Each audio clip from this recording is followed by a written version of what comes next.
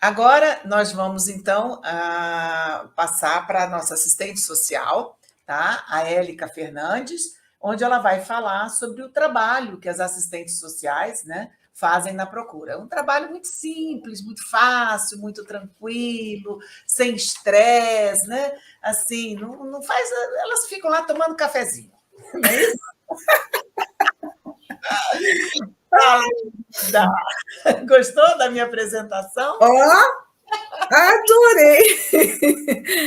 Eu, Bom gente, dia! eu falo isso porque tem dias que eu chego lá na associação que assim, tá tudo parecendo estar em pé de guerra. Entendeu? É uma atendendo, a outra recebendo doação, a outra empacotando, a outra falando no celular e manda calar a boca, ficar quieto, porque está falando, porque está isso.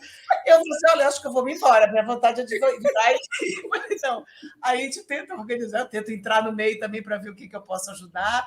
Enfim, mas é um trabalho muito gostoso. É uma equipe maravilhosa que a gente tem hoje lá. A Élica comandando essa equipe. A Élica já tem mais de 20 anos, né? Não sei, 22, 23 anos que trabalha É, isso mesmo. essa área de esclerose lateral amiotrófica, então ela tem amplo conhecimento, por isso que às vezes ela até fala, tudo eu mando para ela, não, liga lá e fala com a Élica, liga lá e fala com a Élica. Aqui mesmo já teve, né? A Ana, uma paciente, perguntando: como é que eu faço para conseguir uma cadeira de rodas? Eu falei: segunda-feira você liga para a Élica e fala com ela. Aí ela tinha Pois me é. perguntado alguma coisa ontem que eu falei: segunda-feira fala com a Élica, entendeu?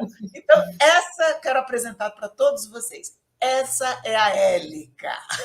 Oh, muito prazer. Conhecer, tem a Luzinete, tem a Amanda também, e tem as outras assistentes, as outras as estagiárias também que estão fazendo, estudando assistência social. Tá bom? Bom, Élica, querida, a palavra é sua. Vamos lá. Boa sorte aí.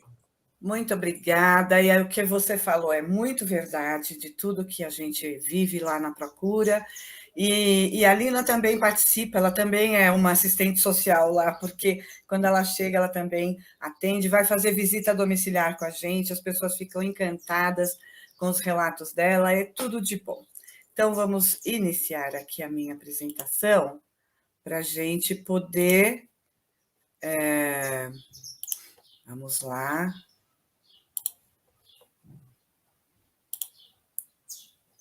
Acho que aqui.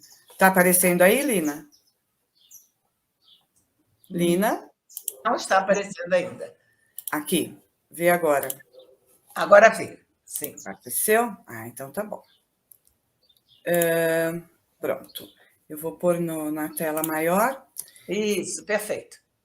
Tudo bem, então. Então, mais uma vez agradecer a oportunidade de estar aqui, de estar nesse trabalho tão rico, tão gostoso, tão intenso, que é estar na procura, junto com a Lina, com o Jorge, com a Cris e com todos que participam da associação e que também usam os serviços da associação, as pessoas que nós atendemos.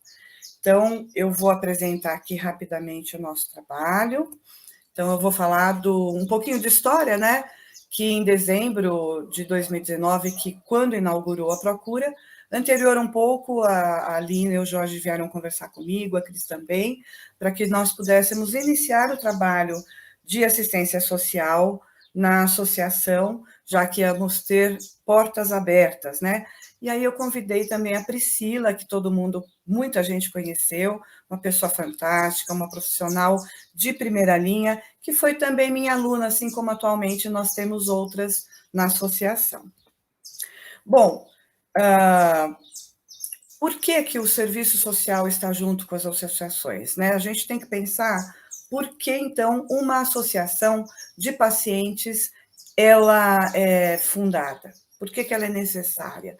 Porque no nosso país, devido assim à falta de políticas públicas, né, ou pelo menos a carência de políticas públicas, existe então ausência de recursos de atendimento e de assistência aos pacientes e seus familiares. Após a confirmação do diagnóstico, as pessoas se sentem muito perdidas, né?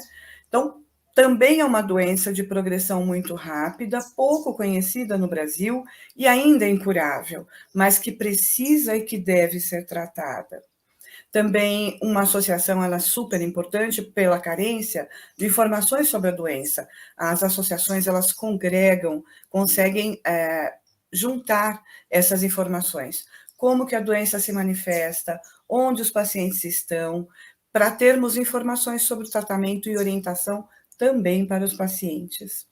E também existe a falta de suprimento das necessidades básicas das pessoas, e como, por exemplo, o direito de receber gratuitamente o atendimento, equipamentos e materiais que proporcionem uma melhor qualidade de vida. E aí a associação, o que ela tem por objetivo e que é em comum com o serviço social? Então, sensibilizar e educar profissionais de saúde e a sociedade sobre o direito, sobre a cidadania do paciente e família, e também disseminar a informação sobre o tratamento, principalmente. Gerar, então, fortalecimento e ganho de poder para o paciente e para a família, e auxiliá-los a realizar mudanças na sua realidade social, que passa a ser completamente diferente após o diagnóstico. E isso é feito através de uma rede de apoio social. Nós também estamos lá para viabilizar recursos, para melhorar as condições de atendimento aos pacientes e familiares.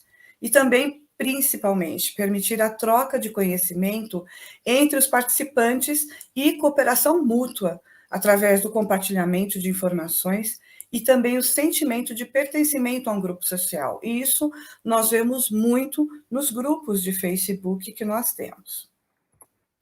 Então, um pouco, né, dessa... Por que a gente tem que fortalecer tanto a família? Porque é ela que cuida do paciente. O paciente, ele precisa ser fortalecido, mas a família, muito mais. Ela que vai estar ali o tempo todo, cuidando e provendo todas as necessidades do paciente. Então, essas adversidades do dia a dia, elas não são fáceis, não são poucas, e a cada dia, né, surge uma nova necessidade, um novo problema que precisa ser resolvido. Bom, de 2019, que foi quando fundamos, o Jorge fundou lá a sede, diferente da data de fundação da associação. A associação, o trabalho da associação vem desde 2013, né? Mas em 2009 até 2021, nós tivemos um grande problema que foi a pandemia. E a maioria dos nossos atendimentos foram feitos à distância, porém eles foram muito intensos, porque no momento de pandemia, intensificou demais a nossa atuação e foi um momento muito importante para nós e para os pacientes, né? Porque muitos serviços pararam de funcionar, então a associação funcionou a 1000 por hora, eu diria. Em 2021, no primeiro semestre, nós retomamos os atendimentos presenciais, com alguns cuidados especiais exigidos pela vigilância sanitária. Então, ia uma pessoa por vez, era um horário agendado, não ficavam muitas pessoas dentro da associação. Agora, no segundo semestre de 2021, nós pudemos abrir as portas para o atendimento e também, principalmente, para voltar a ser um centro de aprendizado.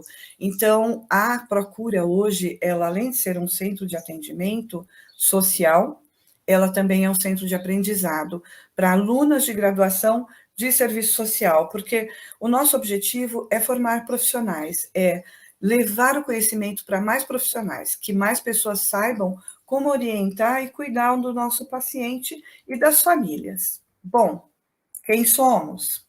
Somos Ariane, Amanda, somos Ana Caroline, somos Luzinete, Luísa, Cássia, e já tivemos muitas outras, né, que estão aí na foto, e a Jaciara, a Shirley, e tantas outras que já passaram, e outras que ainda virão. Então, somos pessoas, um grupo de entusiastas, apaixonadas pelo que fazemos, sim, apaixonadas por pessoas e apaixonada pela vida, principalmente. Um pouco agora do que fazemos. Nossa atuação é diretamente com o paciente e com a família, como facilitadores e orientadores. Então, o primeiro passo nosso é fazer um acolhimento ao paciente e à família que entram em contato pela primeira vez. como chegam essas pessoas para nós? Completamente em choque, sem saber para onde vão, que passos serão os próximos, né? O que eles precisam fazer dali para frente? E onde eu posso encontrar o que eu preciso? E como eu vou fazer isto? Então, o nosso trabalho é muito de orientar mesmo cada passo que a pessoa precisa dar dali para frente. Para isso, nós fazemos um cadastro, e é muito importante, para o cadastro, na associação, nós pedimos um relatório médico, confirmando a doença, porque a procura ela é de atendimento ao paciente com ela. Então, o que comprova que o paciente tem ela é a declaração médica que diz que o paciente tem a doença, ok? E também essa declaração ela é muito importante porque não só para nós, mas em todo lugar que o paciente e a família for, eles vão precisar da declaração médica. Então, às vezes, até para conseguir um BIPAP, não serve o relatório do fisioterapeuta. O relatório dele é um guia, mas para se conseguir as coisas, normalmente é o relatório médico. E aí também o cadastro, nós precisamos de dados para saber quem são essas pessoas e, como dissemos anteriormente, onde elas estão, para sabermos também o que elas precisam e como isso vai chegar para elas. Mandamos o nosso material informativo. O material informativo ele é sobre o tratamento e cuidados importantes. Então, vai chegar para o paciente através do WhatsApp, por exemplo, que nós fazemos o atendimento por telefone, WhatsApp, e-mail, pessoalmente. E vai chegar também o material impresso pelo correio, se a pessoa assim desejar. Na sequência, nós vamos acompanhar o paciente e a família no seu dia a dia, realizando todo o atendimento por WhatsApp, telefone ou pessoalmente. Vamos oferecer informações e orientações e os recursos que possibilitem um melhor enfrentamento das situações trazidas pela vivência da doença. Então, sabemos que no dia a dia são vivências diferentes, novidades a cada dia e situações absolutamente complexas e difíceis que ninguém nunca vivenciou antes, né? Então, como saber o que fazer com aquilo naquele momento? Quais são as informações? Onde eu vou buscar ajuda? Informações sobre UBSs próximas ou na região, hospitais, profissionais especializados, equipes de referência, grupos de apoio, informações que também constam todas no site da associação, mas nós passamos no dia a dia para as pessoas e para as famílias. Orientação e procedimentos das rotinas do tratamento da ELA. Informações, então, como obter a medicação Riluzol e outros, como obter atendimento multidisciplinar da região onde estão essas pessoas, como receber o equipamento necessário, BIPAP, ventilador de suporte à vida, assistente de tosse, como acessar a assistência domiciliar, pelo SUS ou pelo plano de saúde, quais são os insumos necessários e aparelhos necessários para facilitar o dia a dia nos cuidados do paciente, entre outras informações. Fazemos avaliação social para diagnóstico das necessidades do paciente e da família quando necessário. Se nós, então, identificamos uma grande necessidade e falta de recursos, nós vamos fazer um estudo socioeconômico com a proposta de exatamente identificar soluções, identificar onde está o que a família precisa e como chegar até eles. Fazemos também as visitas domiciliares.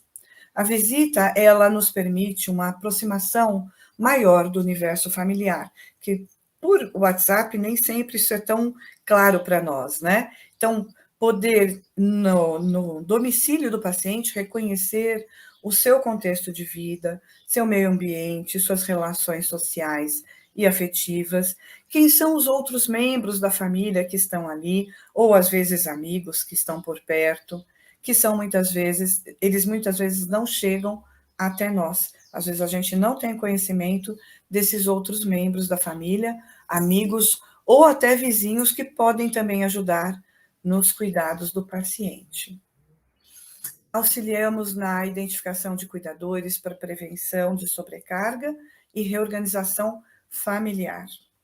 Fazemos a orientação dos direitos do paciente, Quais são esses direitos? Vários outros que já falamos um pouquinho antes, mas também os previdenciários, isenções tarifárias de transportes, isenção de rodízio, além de outros que já vamos falar um pouquinho mais também. Encaminhamento ao serviço jurídico para obtenção de medicamentos, equipamentos, serviços de assistência domiciliar e materiais vitais à sobrevida do paciente, seja pelo SUS ou pelo seu plano de saúde. Bom, fazemos um empréstimo e doação de materiais disponíveis na associação. Então, o que nós emprestamos? O BIPAP, ventilador de suporte à vida, assistente de tosse, TOB, que é o rastreador ocular, guinchos, guindaste humano, aspirador de secreção, aparelhos de medir pressão, oxímetro, colchão pneumático e outros. E aí eu ponho um parêntese, porque aparelhos respiratórios, eles são emprestados até que o SUS ou o plano de saúde forneça para o paciente. E nós solicitamos o pedido médico para todo o equipamento que seja necessário. O ventilador de suporte à vida e o assistente de tosse, eles só são emprestados após o familiar ou o paciente apresentar o protocolo de processo judicial. O que acontece? Nós não temos tantos aparelhos assim que o paciente possa permanecer com ele sem pedir esse aparelho, que é um direito, tanto pelo SUS como pelo plano de saúde. Então, nós precisamos que esses aparelhos voltem para nós, para que outros pacientes também possam ser supridos, ok?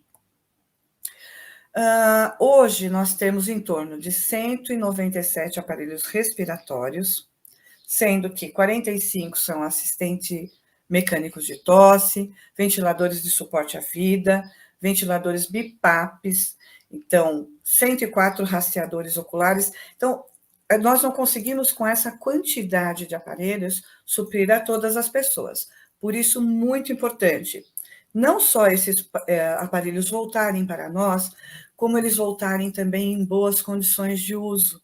Então, limpos, higienizados e funcionando. Então, se o aparelho der qualquer problema, a pessoa precisa nos avisar para que a gente imediatamente possa fazer uma substituição do aparelho e também possamos mandar para conserto. Além disso, temos também cadeiras de rodas, guinchos de transferências, aspiradores, colchões pneumáticos e uma porção de outros aparelhos que são de suporte para o dia a dia do paciente.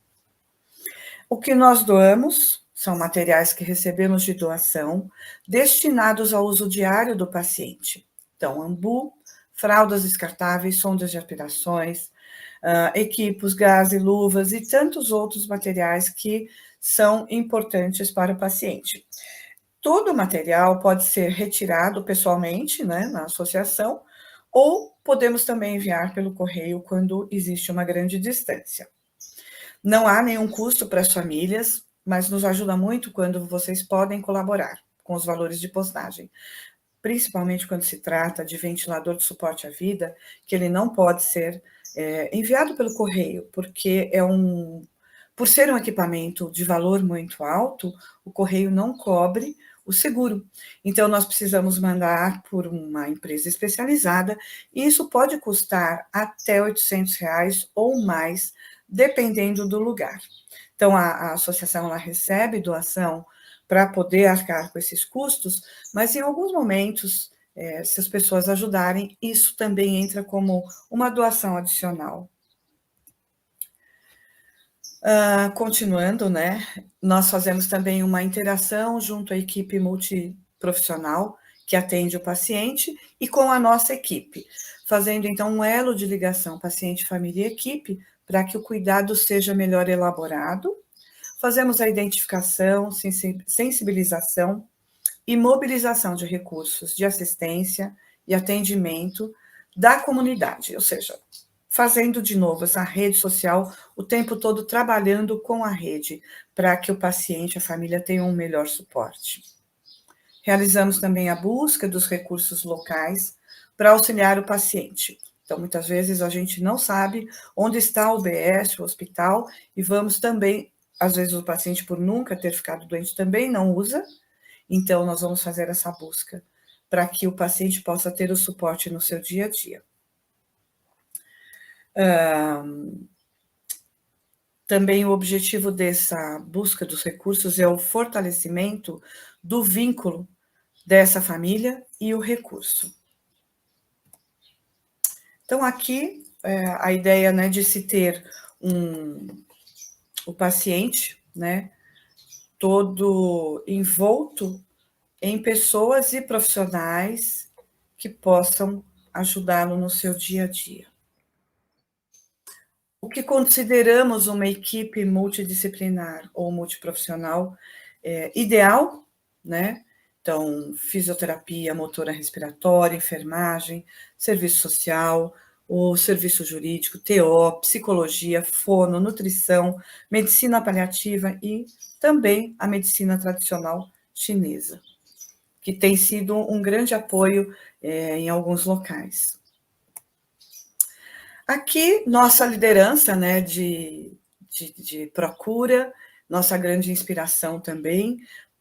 Lógico que o que nos inspira é o paciente, mas se a gente não tiver uma liderança que nos dê impulso, que trabalhe conosco, então o trabalho não caminha, não flui. E no nosso caso, nós temos uma grande liderança e uma fonte de inspiração muito grande com essas pessoas que eu estou mostrando agora. Obrigada, Cris, obrigada, Jorge, Lina, Fábio, acho que todos vocês, agradecer a Alessandra, que de onde estiver nos ouve, né? Agradecer a todos que nos impulsionam com este trabalho. E a Procura, ela, desde que nasceu, né, desde sempre faz simpósios e reuniões para orientação também de profissionais e de pacientes e familiares. E assim, nós acreditamos numa equipe muito envolvida, que é necessária para conseguir fazer esse trabalho. E é isso, né? Esse trabalho, ele dá um sentido maior para nossas vidas. Desejamos a todos muita vida e muita alegria e o nosso trabalho de coração para vocês. Muito obrigada. Obrigada, Élica. Acho que foi ótimo, acho que deu uma boa visão geral para todo mundo, né? Do que é o trabalho de vocês na Procura, né? Como é que a Procura faz a sua assistência social. E eu queria que você falasse um pouquinho mais desse novo projeto que a gente começou já faz um tempinho, né? Assim, uns meses, que é essa visita ao paciente, né? Que a gente está começando, né? Começamos a fazer, não dá para fazer muito, né, porque o dia a dia do paciente, o dia a dia de vocês na associação tem muita coisa, é muito cheio. Mas sempre a gente está tentando ver se consegue fazer por mês, pelo menos uns 2, 3 visitas, né? E falar um pouquinho do que você tem visto nisso. Bom, esse projeto, na verdade, começou pela inspiração da Lina, que é o que eu falo, né? A Lina sempre teve vontade, puxa, vamos começar o projeto de visita domiciliar. E a gente lá, atolada de trabalho, acaba falando, não dá, porque é uma coisa que toma bastante tempo, né? Então, quando a gente sai para uma visita, a gente vai na casa de alguém, nós temos que nos preparar também, né? É um tempo que alguém tem que ficar na associação e nós vamos para conhecer aquela família. Então, nós estamos selecionando pessoas, famílias que, nesse momento, a gente, por exemplo, às vezes, à distância, não consegue solucionar, não consegue entender o que pode ser feito. Então, isso é muito importante. Nós fomos, eu e a Lina, a primeira visita que nós fizemos foi lá no Rio, e foi um trabalho bastante impactante, né? A família que nós atendemos é um rapaz jovem, relativamente jovem, com nem 50 anos, ele já com bastante dificuldade de caminhar, bastante dificuldade de fala, ele se comunica com um pai que é cego, né? O pai dele que ajuda a cuidar, eles moram juntos, e o pai cego, então como é que ele consegue conversar com o pai? Através do celular. Ele grava o que ele faz, ele digita e o celular fala o que ele escreveu, replica, porque ele não consegue mais falar, mas o celular fala por ele. Então, uma realidade bastante dura, né? Inclusive, eu falei com ele essa semana, ele está internado porque eles precisavam de um socorro, né? O pai estava muito cansado, muito nervoso. Então, o que nós vamos priorizar, né, são essas famílias com mais dificuldade. A visita domiciliar, ela não é só para a gente ir lá tomar um café, ela é muito importante porque ela vai permitir que a gente identifique como ajudar melhor aquela família. Então, não são situações muito fáceis que nós encontramos. Essa outra visita que nós fizemos agora, também uma situação um pouco mais tranquila, uma família muito gostosa. Então, assim, é muito prazeroso também poder conhecer essas famílias, né? Apesar de ver essas dificuldades, é prazeroso conhecer as pessoas e poder levar um pouco do nosso carinho também, né, Lina? Acho que você também teve essa experiência, né? Não, O foi bem. objetivo de falar, de fazer essas visitas é isso, né? É buscar um maior acolhimento e mais soluções. Eu queria que você também falasse um pouquinho da sua experiência lá na nossa visita no Rio. Foi uma experiência, foi incrível para mim, realmente, né? Quer dizer, na verdade, desde que eu entrei nesse mundo da ela, né, muita coisa mudou dentro de mim, né, valores e algumas coisas. E nessa visita, especificamente lá no Rio, foi algo que me sensibilizou muito, né? Porque vocês tentem ver, né? Uma pessoa que tem a ela, ele era professor de jiu-jitsu, de Muay Thai, algo assim, foi diagnosticado, está começando a perder os movimentos dos membros, mas já perdeu o movimento da voz. E o pai cuidava dele, né? Estava cuidando, os dois juntos, morando juntos, né? Num kitnet, na verdade, um cômodo único. Né? Ali é tudo. Né? E aí ele perdeu a voz e o pai perdeu a visão. Eu falei, meu Deus do céu, que situação, que coisa difícil. Né? Como é que se comunica? Então, ele, por enquanto, ainda tem alguns movimentos, né, nas mãos, a mão já está um pouco mais atrofiada, mas ele tem alguns movimentos nas mãos, consegue, com isso, usar o celular para digitar e transformar em voz o que ele escreveu e assim se comunicar com o pai. E o pai, coitado, sofre demais porque ele é o único filho, é a única coisa que ele tem na vida dele, né? Ele, durante toda a visita, o pai várias vezes chorou, né? Emocionado, né? E o medo de perder o filho. Então, aquela situação toda realmente me comoveu muito, né? E foi assim interessante porque eu cheguei em casa, comentei com o Fábio, e o Fábio ficou mais sensibilizado ainda, né? E ele, Fábio, resolveu fazer uma campanha para ajudar esse paciente. E eu achei aquilo ótimo. Até eu falei, não, Fábio, faz uma campanha sua, pessoal, né?